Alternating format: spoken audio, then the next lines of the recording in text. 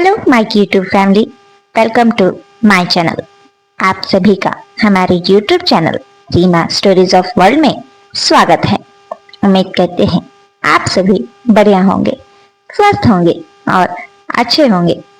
Friends, तो आ गई है आप सभी के लिए एक और मजेदार नई जोरदार कहानी, जिसे सुनकर आप सभी को आने वाला है बहुत सारा मजा। तो कहानी शुरू करने से पहले अगर आपने हमारे चैनल को सब्सक्राइब नहीं किया है तो अभी कर ले और बेल आइकन दबाना बिल्कुल भी ना भूलें, ताकि हमारी हर न्यू वीडियो की नोटिफिकेशन आपके पास सबसे पहले पहुंचे। तो चलिए आपका ज्यादा समय ना लेते हुए कहानी शुरू करते हैं। हमारी आज की कहानी का नाम है ससुर बहू का वैलेंटाइंस डे पार्ट 2। पार्ट 1 तो आपने सुना ही होगा। अगर नहीं सुना तो इस कहानी के डिस्क्रिप्शन में आपको पार्ट 1 का लिंक मिल जाएगा।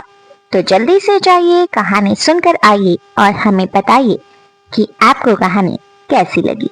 उस रात मोना ने अपने ससुर को एक बार में जाते हुए देखा।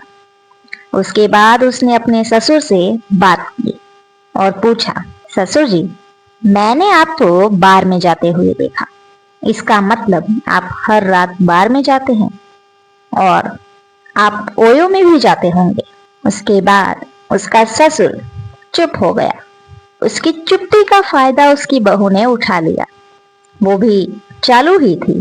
उसकी बहू ने कहा, अगर अब आपने जैसा मैं कहूंगी वैसा नहीं किया तो मैं आपकी ये सच्चाई माँ जी को और आपके बेटे को भी बता दूंगी। उसका ससुर उसके सामने हाथ जोड़ता है, देखो तुम जो कहो मैं करूंगा, लेकिन तुम ये बात किसी को मत बताना। यहाँ तक तो अब मैं भी तुम्हें समझ ही गया हूँ कि तुम्हें भी मुझसे कुछ तो चाहिए। बताओ, जो मैं सोच रहा हूँ क्या तुम्हें वही चाहिए? उसके बाद मोना हाँ कहती है।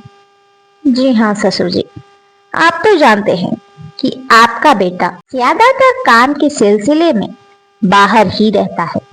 उसे मेरे पास रहने का टाइम नहीं है। इस वजह से मैं अपने बॉयफ्रेंड से बात भी करती हूँ।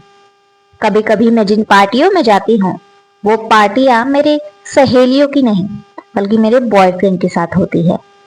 ये मेरी सच्चाई है। आपकी तरह मैं भी कोई ढूंढ रही हूँ जो हमेशा मेरे साथ टाइम पास करे और मेरी जरूरतों को पूरा करे। वैसे भी मेरा जो बॉयफ्रेंड है और बाकी के जो लड़के हैं वो सब भी अब मुझे भाव नहीं देना चाहते, क्योंकि कुछ दिनों में यहाँ पर बहुत ही ज्यादा पाबंदियां हो गई मुझ पर, और ये सब उन सभी को पसंद नहीं है। मैं चाहती हूँ कि मेरी जरूरतें अब आप पूरी करें और आपकी मैं। इससे आपको घर से बाहर भी नहीं जाना पड़ेगा और मुझे भी नहीं जाना पड़ेगा। तब उसका ससुर कहता है, वाह बहू, मैंने तो सोचा था कि तुम चालू हो, पर इतनी हो ये मुझे पता नहीं था। तुम भी उतनी ही पानी में हो जितने में मैं हूँ। चलो ठीक है, तो ये डील रही कि तुम मेरे बारे में और मैं तुम्हारे बारे में किसी को नहीं बताएंगे। बहू ने कहा, डील रही। उसके बाद अगली सुबह मोना का पति घर आता है और मोना से कुछ जरूरी बातें करता है। मोना, बात ऐसी है कि मुझे यहाँ से बार बार शिफ्ट होना पड़ता है। अलग अलग जगहों पर मैं अकेला जाता हूँ और तुम यहाँ अकेले रहती हो। मुझे अच्छा नहीं लगता। अब तुम भी मेरे साथ ही चलो। ये सुनकर मोना मना कर देती है, नहीं नहीं, तुम जाओ। मैं यहाँ नहीं रहूंगी तो माँ जी और पापा जी की सेवा कौन करेगा? वो दोनों तो अकेले पड़ जाएंगे। तुम भी नहीं रहोगे, मैं भी नहीं रहूंगी, तो कैसे चलेगा? अपनी बातों में बहला फुसला कर अपने पति को वो भेज देती है। इस बार उसका पति ये कहकर गया था कि उसे 6 महीने तो बिल्कुल छुट्टी नहीं मिलने वाली। उसके बाद मोना बहुत खुश होती है। रात होते ही मोना और उसका ससुर स्टोर रूम में मिलते हैं और दोनों ही अपना नाजायज संबंध बनाते हैं। ये सिलसिला चलता रहा। महीने 1.5 महीने हो चुके थे उसके बाद अब मोना को ऐसा लगा जैसे कि वो प्रेग्नेंट है। उसने किट लाके चेक किया, उसमें रिजल्ट पॉजिटिव था। उसके बाद मोना अपने ससुर को बुलाती है और कहती है, मैं प्रेग्नेंट हूँ और ससुर जी, ये बच्चा आपका है। अगर ये बात मैंने आपके बेटे को और आपकी पत्नी को बता दी तो क्या होगा आपका? क्या आप इस घर में रह पाएंगे? मोना का ससुर कहता है, अच्छा, ये बच्चा मेरा है तो क्या अकेला मेरा है, तुम्हारा नहीं है? इस बात पर दोनों के बीच बहस हो जाती है और अंत में ये डिसाइड हुआ कि मोना का ससुर उसे ढेर सारे पैसे देगा जब वो डिमांड करेगी तब, और उन पैसों के बारे में घर में किसी को पता नहीं चलना चाहिए। उसके बाद ये सिलसिला ऐसे ही चलता रहा। फिर से 1-1.5 महीने बीत गए, यानी कि कुल मिलाकर रोहित के गए हुए 3 महीने हो चुके थे। पर अचानक ही एक दिन रोहित वहां से वापस आ रहा था। रोहित की माँ मार्केट गई हुई थी।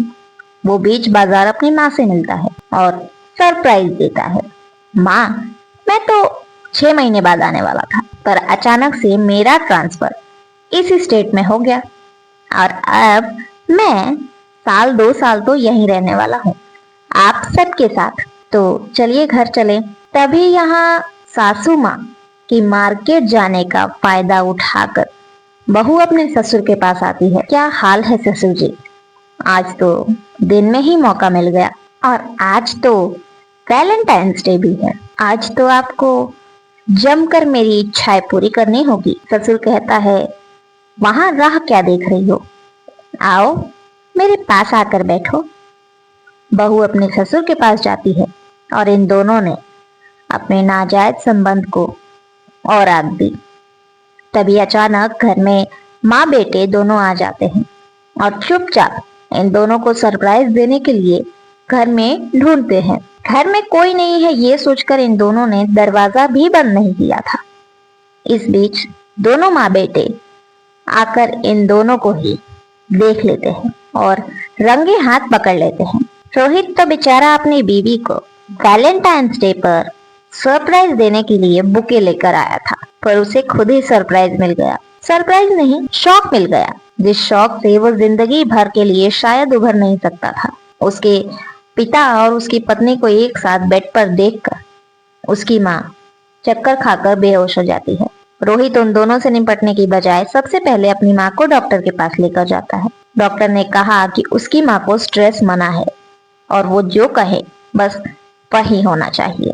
उसके बाद रोहित अपनी माँ से बात करता है, उन्हें समझाता है कि धोखा तो हम दोनों के साथ हुआ है, पर इस वक्त हम दोनों को ही मजबूत बनना होगा। आगे क्या करना है ये मैं सोचूंगा, आप बस हुक्म करिए। रोहित की माँ जिंदगी भर चुप रही। उसके पति ने उससे प्यार नहीं किया, उसकी इज्जत नहीं की, फिर भी वो चुप रही। पर आज उसने बोला कि उसे उसके पति से तलाक चाहिए। रोहित ने एक साथ 2 डाइवोर्स पेपर्स बनवाए और तुरंत घर जाकर एक अपने पिता को और एक अपनी पत्नी को दिए, और साथ ही साथ उसने ये भी लिखा था कि ना ही अब उसके पिता का इस घर पे कोई हक है और ना ही उसकी पत्नी का कोई हिस्सा, क्योंकि उन दोनों ने जो किया है उनके ऊपर बहुत सारे केस लगाए गए हैं। इसके बाद वो दोनों साइन करने से कतरा रहे थे।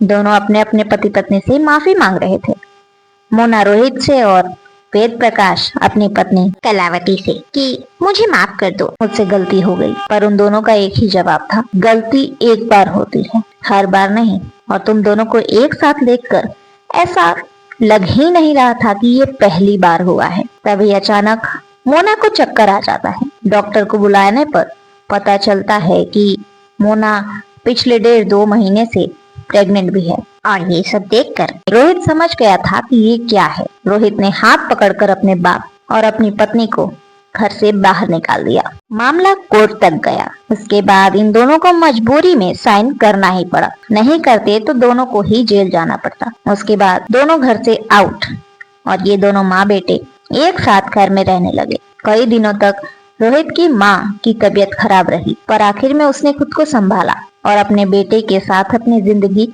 गुजारने लगी खुशी खुशी। धोखा दो लोगों ने अपनी मर्जी से दिया, पर उस धोखे की वजह से उनकी जिंदगी तो खराब हुई ही है, साथ साथ और दो जिंदगियां भी खराब हो गई। इसलिए अपने जीवन में कभी भी किसी अच्छे के साथ धोखा बिल्कुल नहीं करना चाहिए। जो हमारा अच्छा चाहता है हमेशा उसकी इज्जत करनी चाहिए, उससे प्यार करना चाहिए, ना कि उसे धोखे में रखना चाहिए। तो ये थी हमारी आज की कहानी। दोस्तों, आज की कहानी आप सभी को कैसी लगी कमेंट करके जरूर बताइए, और इससे आपको क्या सीख मिली ये भी जरूर बताइएगा। वीडियो को लाइक करें, चैनल को सब्सक्राइब करें और ज्यादा से ज्यादा शेयर करें। Thank you.